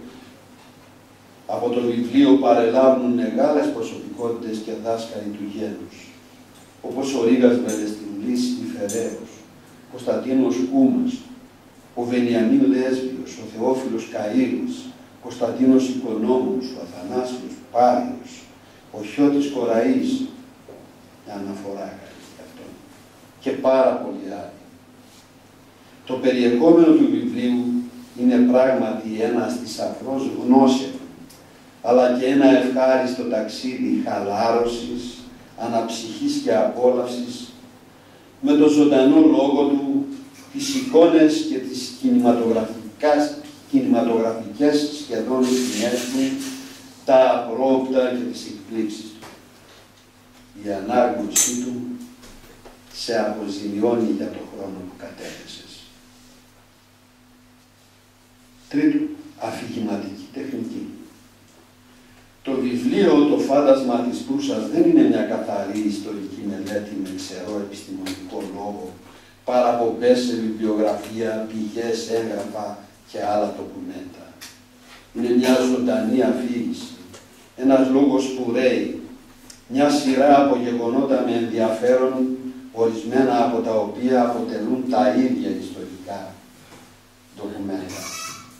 Ήδη ακούσαμε ερωτήσεις από τον κύριο Καλαπανάση για πράγματα καινούργια που θίγει η κυρία Βεϊνόγλου. Έτσι, ο τρόπος αφήγησης και το ύφος ποικίλουν. Άλλοτε έχουν επιστημονικό χρώμα και ερευνητική διάσταση, άλλοτε λογοτεχνικές, λυρικές, δραματικές ή εξομολογητικές διαθέσεις. Είναι ένα λογοτεχνικό κείμενο, μια και ο στόχος της Μαρίας Βεϊνόγλου, όπως σημειώνει στον πρόλογό της, είναι, ανοίγουν εισαγωγικά, να παρουσιάσει λογοτεχνικά τους δρομιούς της Μικράς Ασίας και ιδιαίτερα της Μικρασιατικής Ενδοχώρας. Κλείνουν τα εισαγωγικά. Αυτός είναι ο στόχος της, τον οποίο πετυχαίνει άριστα. Αναμειγνύει επιτυχημένα ιστορικές πληροφορίες και επεισόδια, διαλόγους και αφηγήσεις, προϊόντα μυθοπλασίας, τμήματα από έρευνες και μελέτες, περιγραφές χώρων, προσώπων, θεσμών και φορέων πολιτισμού. Ακολουθεί κυρίως ευθύγραμμη χρονολογική αφήγηση, με λίγους εγκυβωτισμούς και αναδρομές. Δίνει συχνά χρονολογικές ενδείξεις και παραθέτει ιστορίες. Η τακτική να αναμειγνύει ιστορικές πληροφορίες ή αναλύσεις θεσμών και περιγραφών φορέων μέσα σε ένα κείμενο κατά βάση λογοτεχνικό, με πλοκή, δράση, διαλόγους, κίνηση συναισθημάτων, συγκρούσεις, εντάσεις, κορυφώσεις, δεν αδυνατίζει τη ροή της αφήγησης. Αντίθετα, φωτίζει και διευκολύνει την κατανόηση των δεδομένων. Εξάλλου είναι μοντέρνα τάση αυτή, να αναμειγνύουμε στα μυθιστορήματα και άλλα είδη λόγου. Η προσθήκη του παραρτήματος στο τρίτο μέρος με θέμα τον διαφωτισμό και καθαρά ιστορικές και πολιτιστικές πληροφορίες κλείνει ωραία το βιβλίο ως ένα κείμενο αναφοράς και προτείνω στους αναγνώστες να το διαβάσουν πριν διαβάσουν το τρίτο μέρος, για να απολαύσουν στη συνέχεια το λογοτεχνικό κείμενο. Τα πρόσωπα που αποτελούν τους ήρωες της λογοτεχνικής δράσης μέσα στο βιβλίο είναι είτε πραγματικά ιστορικά πρόσωπα, παραδείγματος χάρη επώνυμοι εμμύριδες ή άλλοι αξιωματούχοι, δάσκαλοι του γένους, είτε καθαρά λογοτεχνικά δημιουργήματα μυθοπλασίας. Και στις δυο περιπτώσεις όμως η συγγραφέας σκιαγραφεί τους χαρακτήρες και τις προσωπικότητές τους περισσότερο μέσα από τη δράση, το λόγο, τις σχέσεις και τα συναισθήματά τους και λιγότερο με προσωπογραφικές περιγραφές. Είναι όλα ζωντανές και αυθεντικές προσωπικότητες, προβεβλημένοι ή απλοί άνθρωποι του λαού και ενταγμένοι άριστα στην εποχή, την τάξη και την νοοτροπία που εκπροσωπούν. Το κείμενο είναι γεμάτο με διαλόγους σε ευθύ λόγο που ζωντανεύουν την αφήγηση, στείνουν σκηνογραφία και δίνουν θεατρικότητα και πιστικότητα στα γεγονότα, έτσι φυσικά και αβίαστα που κυλούν και διαπλέκονται. Γλώσσα, εκφραστικά μέσα, τρόπος γράφης, τελειώνει. Η Μαρία Βεϊνόγλου γνωρίζει και χειρίζεται πολύ καλά τα ελληνικά. Έχει διαμορφωμένο και όριμο έναν δικό της λογοτεχνικό τρόπο έκφρασης, ένα προσωπικό ύφος και τρόπο γραφής και αφήγησης, με καθαρότητα, σαφήνεια, απλότητα και κάποτε με λυρική διάθεση ή δραματικές εκφάνσεις. Ξέρει να δημιουργεί κλίμα, να διαμορφώνει την κατάλληλη ατμόσφαιρα, να οδηγεί τη σκέψη, να αγγίζει τα συναισθήματα και τις ευαισθησίες, να συγκινεί και να προβληματίζει. Φαίνεται πως έχει ζήσει σε γλωσσικό περιβάλλον συγγενών της, με το ιδιωματικό χρώμα σε λέξεις και εκφράσεις προσφύγων της κεντρικής Μικρασίας, την ανάμειξη τουρκικών λέξεων και εκφράσεων, τη ζωντανή ανάμειξη δύο πολιτισμών. Ίσως γνωρίζετε τουρκικά.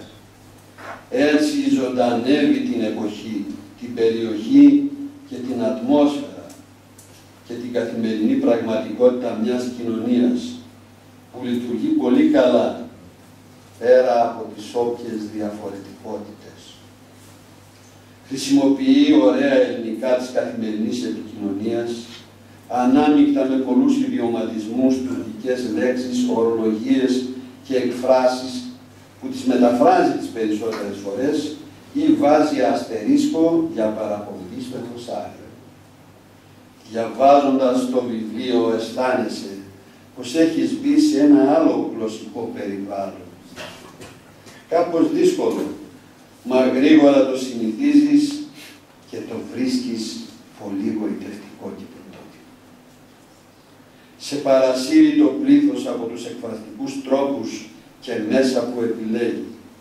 Οι δυνατές και χαρακτηριστικές εικόνες, οι έξυπνοι διάλογοι, οι ωραίες, λιτές και κέρυες περιγραφές.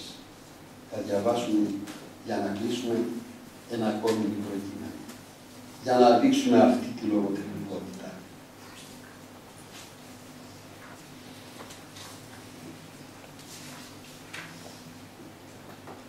Ο χειμώνας πλησίαζε. Σε λίγο τη γη θα τη σκέπαζαν χιόνια και οι δρόμοι θα γίνονταν αδιάβατοι. Τα γκρίμια θα πήγαιναν να κουρνιάσουν το ένα πλάι στάλο στις φωλιές τους και οι άνθρωποι θα κρύβονταν στα χαμηλά υπόσκαφα σπίτια των χωριών. Στο εμμυράτο του Καραμάν, μονάχα ο καπνός θα ταξίδευε χέρι-χέρι με το βορειοανατολικό άνεμο που ξύριζε βράχια, θάμνους και τσαλιά. Οι υπήκοοι του ένδοξου ηγεμόνα θα αναπαύονταν και οι πόλεις θα τυλίγονταν σε μάλινα χράμια. Στους εμπορικούς δρόμους του Εμμυράτου, τα πέτρινα τουφάρια των σαραδιών και οι ταράτσες στα χάνια θα φορτώνονταν τους άσπρους τζουπέδες τους. και το εμπόριο θα έκανε για λίγο στάση. Ενώ σε πόλεις και χωριά, μιναρέδες και τρούλοι θα περίμεναν την άνοιξη για να ξαναφανούν τα λελέκια. Οι αυλακές στα οργανωμένα ταρλάτια, καφεδιές και μαύρες, υπνοτισμένες από την παγωνιά, θα ετοιμάζονταν με το λιώσιμο του χιονιού να αποκαλύψουν τα σημάδια που η εργασία των υποχθόνιων ανθρώπων άφηνε ανεξίτηλα πάνω τους. Όλα θα κοιμούνταν γλυκά μες στις κόγχες τους, όπως στα παραμύθια της Ανατολής κοιμούνται οι πρίγκιπες, προσμένοντας να ξυπνήσουν κάποτε με τρόπο μαγικό. Έτσι και οι ήρωες αυτού του τόπου επιθυμούν να εγερθούν για να αφηγηθούν παρακάτω την ιστορία τους. Άλλοτε με τη γραφίδα κι άλλοτε περιστρέφοντας την ήγα, με τον τρόπο που αφηγήθηκε το παραμύθι της στο χάνι των ταξάρων για χάρη των ταξιδιωτών, η Καραμανίτισσα Ευδοκία. Θα παρατηρήσατε τον εσωτερικό ρυθμό που έχει το κείμενό της. Κλείνω ευχαριστώντας την κυρία Βεϊνόγλου και τον κύριο Πατά. Ευχόμαστε να είναι καλοτάξιδο του βιβλίου και να μας κάνει κι άλλες τόσο ωραίες εκπλήξεις. Σας ευχαριστώ. Ευχαριστούμε τον κύριο Τζανή. Και μου είπε, Ελένη, θα έρθει στη Θεσσαλονίκη μια κυρία, φίλη και μέλος εδώ της Ένωσης Μυρναίων. Θέλω σε παρακαλώ πολύ να τη βοηθήσεις να κάνει την παρουσίαση του βιβλίου στη Θεσσαλονίκη. Ρώτησα ποιο είναι το βιβλίο, τι βιβλίο έγραψε η κυρία Βεϊνόγλου και μου είπε είναι μυθιστόρημα. Προφανώς ο Νίκος Ολυκέτος, Μαρία, δεν θα είχε διαβάσει ακόμη το βιβλίο σου. Ήρθε εδώ η κυρία Μαρία Βεϊνόγλου, γνωριστήκαμε, μου δώρισε το βιβλίο της και όταν διάβασα τον τίτλο «Φάντασμα», το φάντασμα της Προύσας, δεν σας κρύβω ότι και μόνο ο τίτλος με τράβηξε εκείνο το βράδυ να διαβάσω το 1/3 του βιβλίου της. Είχα χρόνια να διαβάσω.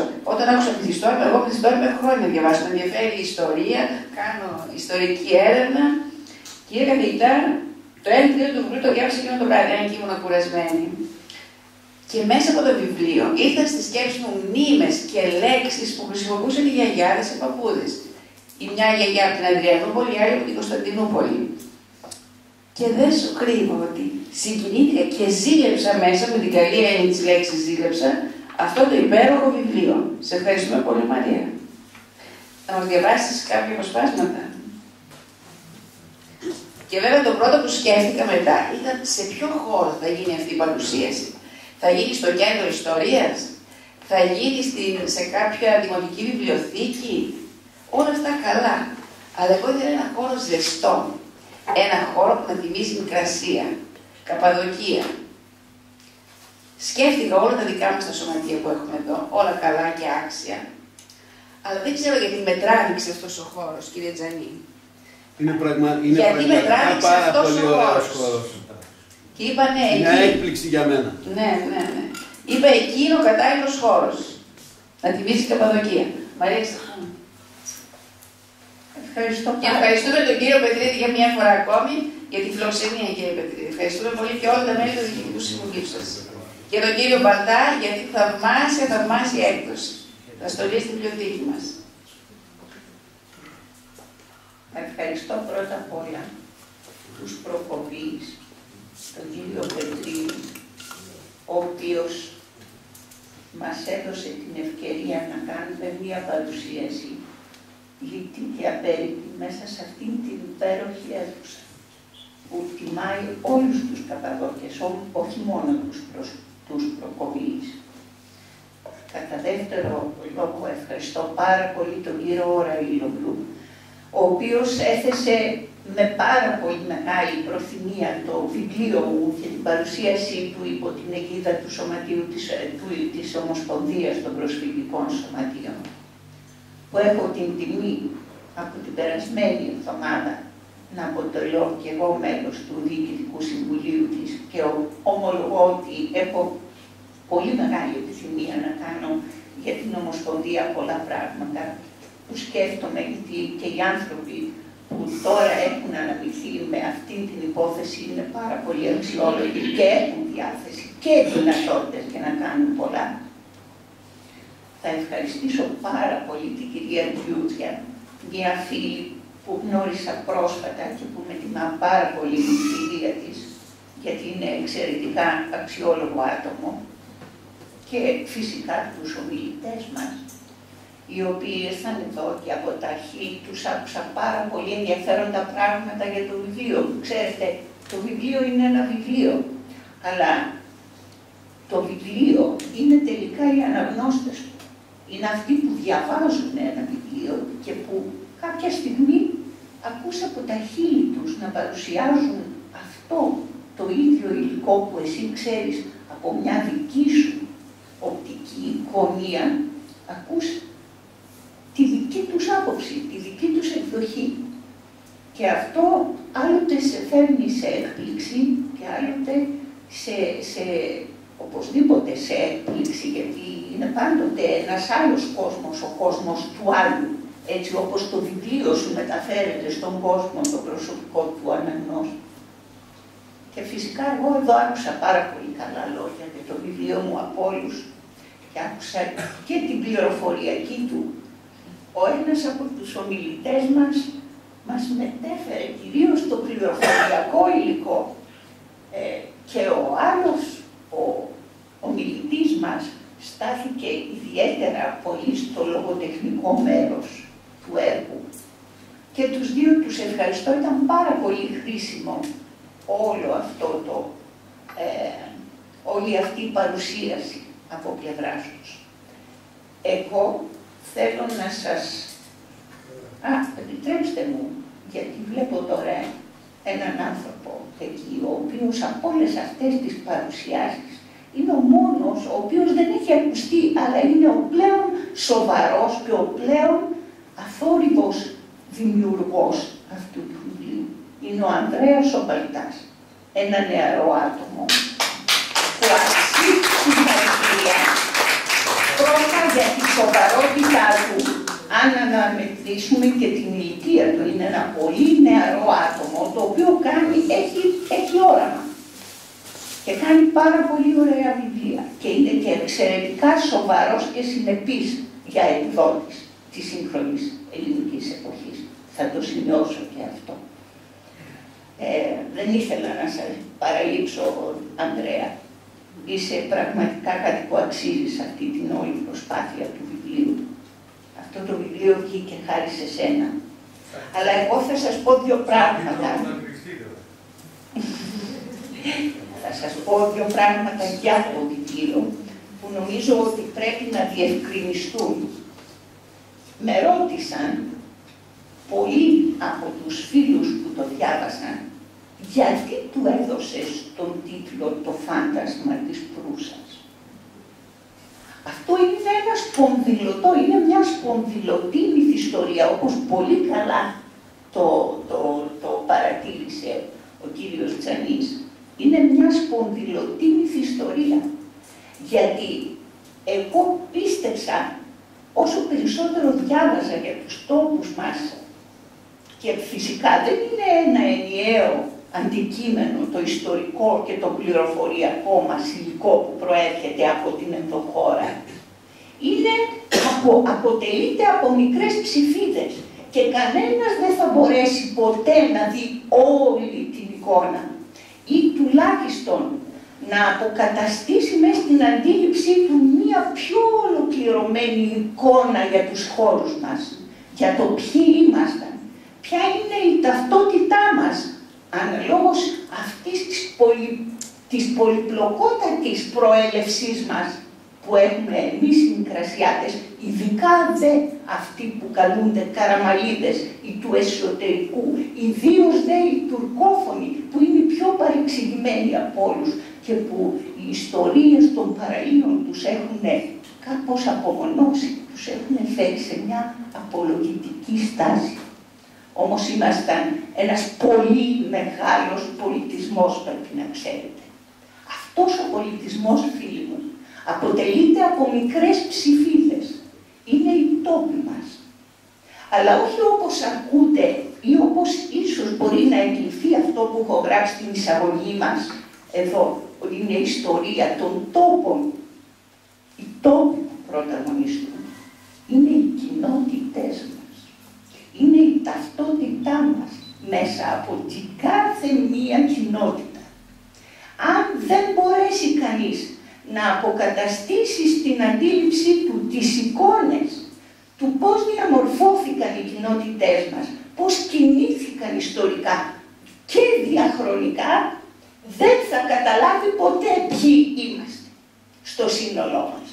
Ο καθένας θα μιλάει για τον Προκόπιο, για τον Εύστοχη, για τη Συνασό, για το Εικόνιο, για τον Πόρο, για τα παράλια. Καλά, αφήστε τα παράλια, βέβαια έχουν το δικό τους ιστορικό τροπάρι, θα μου επιτρέψετε να πω. Τη Μαλακοπή, Μαρία, τη Μαλακοπή. Η Μαλακοπή, ναι, βέβαια, είναι στη μέση του Πουδάκοβα. Είναι Καπαδοκία.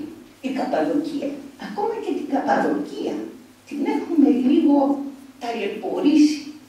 Εμένα το βιβλίο μου προσπαθεί να σταθεί πέρα από τα κλισέ και τα στερεότυπα που δημιούργησε η ελληνική ιστοριογραφία και η ελληνική λογοτεχνία με την ευρύτερη έννοια της. Γιατί το φάντασμα της Προύσας, το κεντρικό αφήγημά μου αναφέρεται στην Προύσα. Δεν είναι τυχαία που επέλεξα αυτόν τον τίτλο από όλη την υπόλοιπη θέαση πάνω στις κοινότητες, στη συγκρότησή του, στη διαχρονικότητα.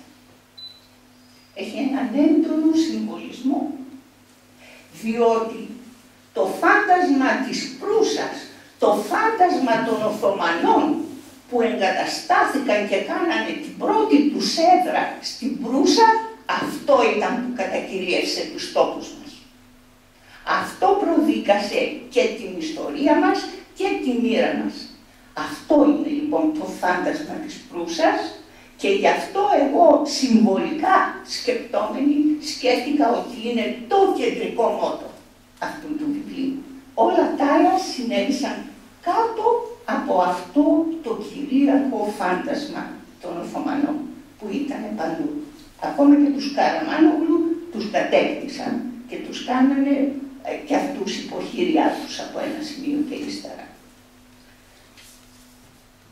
Αυτό ήθελα να σας πω εγώ και δεν θα ήθελα να σας κουράσω με άλλα λόγια παρά μόνο να σας διαβάσω ακριβώς γιατί είπε η κυρία Τζιούτζια ποιο ήταν αυτό το φάντασμα. Θα σας διαβάσω ένα μικρό απόσπασμα που αφορά αυτό το φάντασμα, το οποίο βέβαια εγώ το έχω φέρει μέσα σε λογοτεχνική πλοκή. Ένα φάντασμα. Φυσικά, ορισμένοι φαντές της Προύσας τυχαίνει να μην κοιμούνται. Αγρυπνούν για να τελειώσουν κάποια παραγγελία και από καιρό σε καιρό δέχονται την επίσκεψη των ζαρτιέδων που περιπολούν. Αλλά ληστές και στοιχεία ύποπτα βρίσκονται απόψε μακριά από την πόλη. Ωραία, κανείς σου μάστορα, ο Αλλάχ μαζί σου Αδάμου. Κι ύστερα κίνησε πάλι για το πόστο του ο Γενίτσαρος κάτω από το φανάρι του πεζιρόλαδου που διαλύει υλικά τη σκοτεινιά στο σοκάκι των κοκιατζίδων στο σταυροδρόμιο. Κοίταξε ζαρπά, κοίταξε δεξιά. Ο Όλυβος έστελνε τη δροσιά του και τα άστρα ξάφνου ανέβηκαν ψηλότερα από συνήθως. Ο Γενίτσαρος έσφιξε στο στήθος του το χιτόνιό του και πριν βολευτεί στο σκληρό λιθόστρωτο, τακτοποίησε καλύτερα στο πλάγι το σπαθί του. Σε λίγο ήχος ρυθμικός και φρόσινος από το μισάνοιχτο στόμα του έδειχνε πως είχε κοιμηθεί. Έτσι γινόταν στη βάρδια του από τότε. Όμως απόψε, Τζάνεμ, τι έγινε, τι έτρεξε, και σε λίγο Σερσέλης φάνηκε να χτυπά σαν τρελός στην πόρτα του υφαντηρίου. Γκά, γκουπ, με γουρλωμένα μάτια και λόξιγκα να του κόβει όλο ένα τη μιλιά. Όσα ήδη πλησίασε υποψιασμένο στη μύτη του στο στόμα του έντρομου άντρα και τραβήχτηκε με απέφθεια. Βρωμούσε κρασί σαν άπιστος κύκλος. Είδα, έλεγε χωρίς να παίρνει ανάσα και έδειχνε αόριστα πίσω στο σκοτάδι. Αγόρι, είσαι με 12 χρόνων, αμαρτημένο με ρούχα βασιλικά.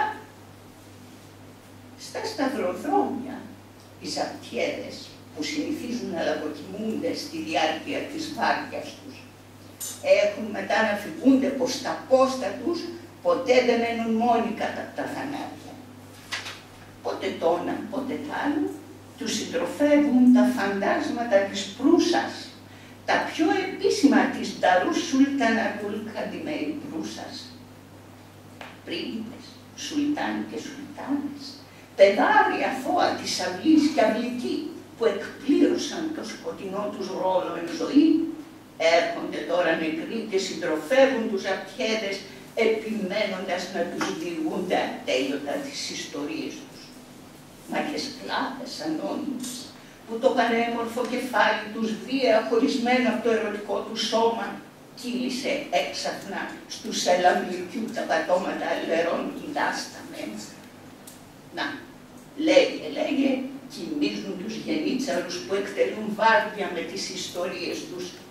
Εκείνα τα φαντάσματα, απαρηγόρητα τώρα από σοφές κουβέντες, δεν πάνε να γράφουν ό,τι θέλουν οι τύχοι στο γεζί τσαμί.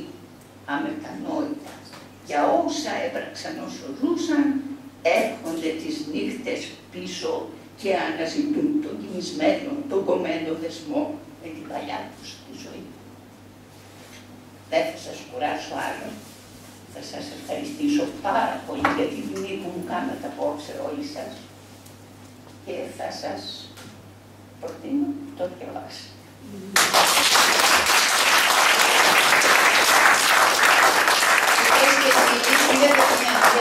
Τι θα διαβάσετε και τι θα νιώσετε αγοράζοντας το βιβλίο αυτό, που αξίζει τον κόπο. Να ευχαριστήσω για μία ακόμη φορά η Μαρία Τιβερινόγλου για την τόσο ωραία αίσθηση και το ταξίδι που μας έκανε απόψε, τους δύο καθηγητές, τον κύριο Καρδανάση, τον κύριο Τζανί, τον κύριο Τζανί και τον κύριο Καρδανάση, γιατί και οι δύο μας ταξίδεψαν με αυτά που είπαν και ευχαριστήθηκαν τα αυτιά μας να ακούμε έτσι τις ωραίες διηγήσεις τους. Πριν τελειώσουμε, θέλω σας παρακαλώ να κάνω μια ανακοίνωση την ερχόμενη Τετάρτη, 26 Φεβρουαρίου, 26, στην Κεντρική Δημοτική Βιβλιοθήκη Θεσσαλονίκης, που βρίσκεται στην οδό Εθνικής Αμήνης και Σβόλου, στις 7 η ώρα το βράδυ, θα γίνει μια ωραία και μεγάλη εκδήλωση. Αξίζει τον κόπο και εκεί όσοι έχετε χρόνο και διάθεση να έρθετε να παρακολουθήσετε. Είναι 3 οι ομιλητές, μεταξύ των οποίων και οι ομιλούσαν. Επίσης, θα έχουμε τη χοροδία διδημοτυχητών Θεσσαλονίκης, θα παίξει γκάιτα ο κύριος Παναγιώτης Ζικίδης, ο Γιώργος Σταυριάκος και οι άλλοι ομιλητές είναι ο καθηγητής Γιώργος Μινόπουλος, καθηγητής χειρουργικής του Δημοκρατίου Πανεπιστημίου Θεσσαλονίκης και τέος νομάρχης, υπερνομάρχης Ροδό Πισέρου.